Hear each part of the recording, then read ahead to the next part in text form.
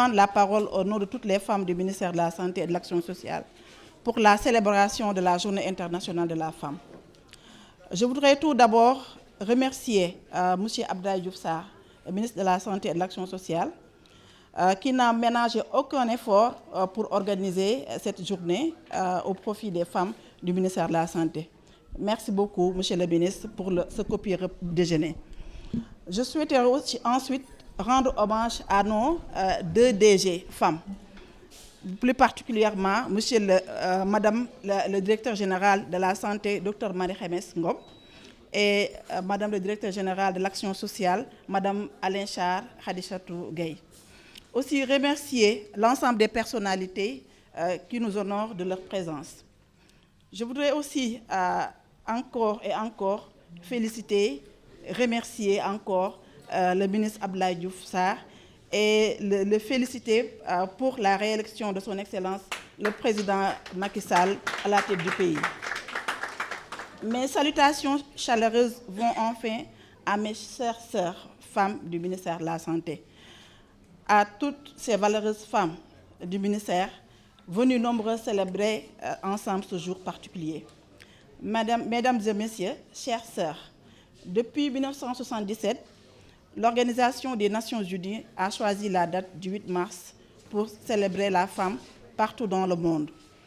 Cette journée permet d'assurer un suivi progressif de l'amélioration de la condition de la femme et de mesurer son implication dans l'évolution de l'humanité.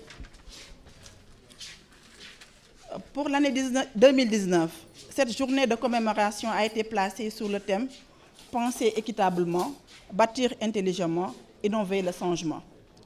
Je ne m'aventurerai pas sur un exposé aussi théorique que convenu sur les femmes, mais simplement vous livrer quelques considérations. La thématique propose de réfléchir aux moyens innovants permettant de faire progresser l'égalité des sexes et l'autonomisation des femmes, notamment dans les domaines suivants: les systèmes de protection sociale, l'accès aux services publics et la construction d'infrastructures durables. Les réalisations des ambitieux objectifs de développement durable, ODD, exigent des changements transformateurs, des approches intégrées et de nouvelles solutions, en particulier lorsqu'il est question de promotion de l'égalité des sexes et de l'autonomisation des femmes et des filles. Des approches novatrices capables de rompre pour le statu quo sont essentielles pour éliminer les obstacles structurels et de faire en sorte qu'aucune femme ni aucune fille ne soit laissée de côté.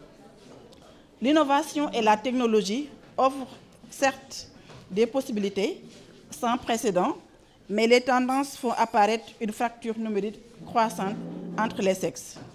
Les femmes étant sous-représentées dans les domaines de la science, de la technologie, l'ingénierie, les mathématiques et le design. Elles constituent un obstacle les empêchant d'être à l'origine ou d'avoir une incidence sur les innovations qui sont nécessaires et doivent tenir compte des sexospécificités de façon à favoriser une transformation positive de la société. Que l'on parle des services bancaires mobiles, de l'intelligence artificielle ou de l'Internet des objets, il est essentiel que les idées et les expériences des femmes interviennent également dans la conception et la mise en œuvre des innovations qui façonneront les sociétés de demain.